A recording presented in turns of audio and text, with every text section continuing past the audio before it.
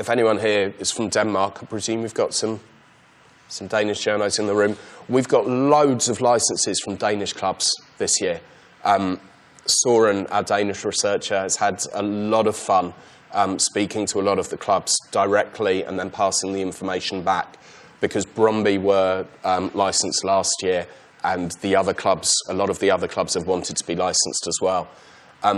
We've struggled to actually find player photos for a lot of the players in Denmark. We've struggled to find club logos in some cases that are good enough quality to go in. So we will be adding more of those in during the patching phases. Soren actually last week sent us a bunch of AGF player photos, which are going to be going in for the patch.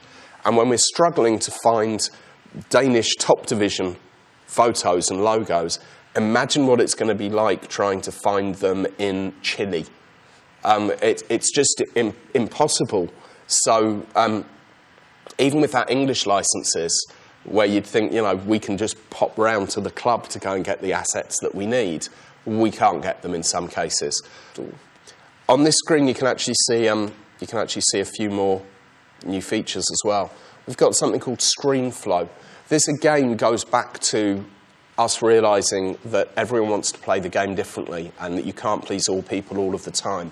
So we have a set flow of screens that you go to in the game. For the manager homepage, then your news screen, then the inbox if you have items that need to be replied to. But why should we be deciding what the user looks at? So here you can set the whole flow of the game to go to whichever screens that you want to go for. It was originally called something else, and ScreenFlow, we had a competition to name the screen. It was called Go to My Screens, which was just stupid. And out of the 800 entries that we had, 60 of them had said ScreenFlow. So we went with ScreenFlow. You can also see on this screen, again, things to make it a little bit easier for the user. When you're offering players out, you can now set defaults for the asking price for those players, even going as far as deciding what options you use when you're offering players out for loan to clubs, whether you're wanting 100% of their wages and things like that, which is another new feature, actually. You can now offer players out to loan. So before every proper match that you play, before every league fixture you play, you'll be invited to a meeting of your staff, which you can either go to or not go to. And that will give you an in-depth analysis of how your tactics have been working so far, even going down to the level of telling you when you were most likely to concede a goal and when the opposition team that you're playing are likely to concede a goal. It's pretty in-depth analysis. You also get meetings with your staff every 2 weeks that will recommend players for you to sign, tell you about players that are unhappy and what you can do to try and make them happy. This is also something new for Football Manager 2010. For the last 16, 17 years, however long we've been making games, we've been using slide bars for tactics. This is something that virtually every other football game has implemented over the years.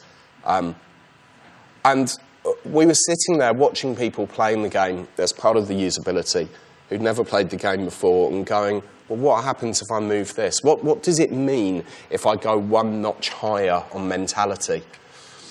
What we've done is made it football.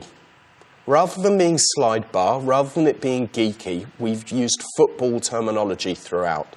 So when you're setting your main formation, you still have lots and lots of choice, but let's start off. I'm going to start off with a standard 4-4-2, just because that's how I normally play. Player roles. Goalkeeper. You can have the goalkeeper being a goalkeeper or being a sweeper keeper. And if you can say that without thinking about Super Trooper by ABBA in your head, then there's something wrong with you. With defenders, with fullbacks or wingbacks. And also the starting strategy, so contain, defensive, counter-attack, standard, control, attacking, and overload. And I'm going to choose control because I'm trying to recreate the way Arsenal play. So that's my tactic setup.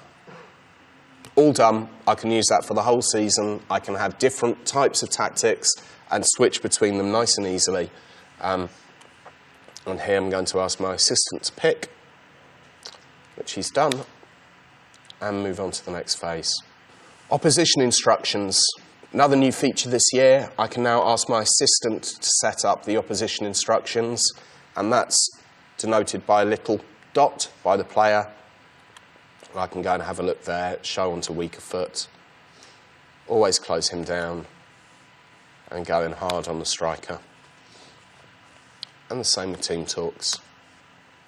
There are lots of new team talk options now as well. There are actually specific pre-season friendly options, as well as being able to do substitution team talks, half-time team talks, and lots of other stuff besides. I'll just speed things up a little bit here. So the match itself, you'll notice we've got stadiums and crowds for the first time. The stadiums will reflect, they aren't the real-life stadiums, but the way we've done it is we have different blocks, if you like, so they will show the right capacity for the stadium. And again, with the crowds, you will have the correct attendance inside the game. So you can see one of the stands that we saw was relatively empty because it's a pre-season friendly. With Football Manager, we replicate the full 90 minutes of football. So you can watch the full match if you want, and in all its glory, see players passing the ball around in defence, see them hoofing the ball around, people making mistakes, or you can watch the key highlights, which is what I'm doing here. I'm just going to turn off goals. We've still got the slide bar, so you can go back and watch things again whenever you want to. We've also got touchline instructions, which are new for this year. This lets you change your strategy at any point. It also lets you issue an instruction. We've got 22 different instructions that you can change at any time. So if you're winning a game comfortably and you want to just try and retain possession, you just very simply click retain possession and it will change your tactics accordingly. Everything that you change inside the game has an effect. There's nothing here is for show. Everything that you do changes things inside the game. Animations-wise, we have over 100 new animations this year.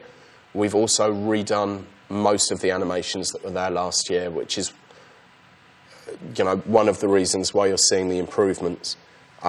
Hopefully we're going to see a scorching goal in a minute, and then you can see goal nets rippling as well, which is one of my favourite new little things.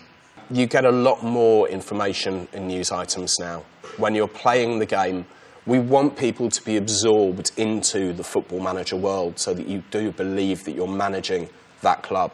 So it's very important to us to have a very wide variation of news items. The analysis system it's an advanced feature, and you can use it during the match or outside of a match. You can look at any of your previous matches and analyse them.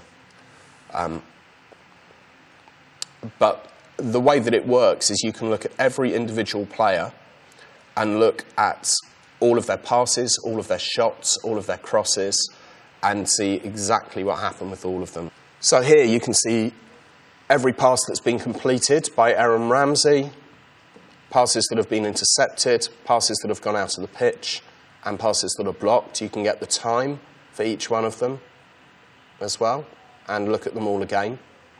You can do the same with shots, with crosses, when there have been some, with headers, tackles, and fouls, and interceptions as well. Okay, it's a shame that it was Tottenham who scored the goal, but as you saw, the net rippled there.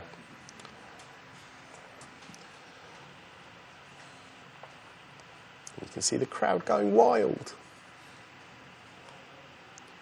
And next year we'll probably see a lot more bells and whistles.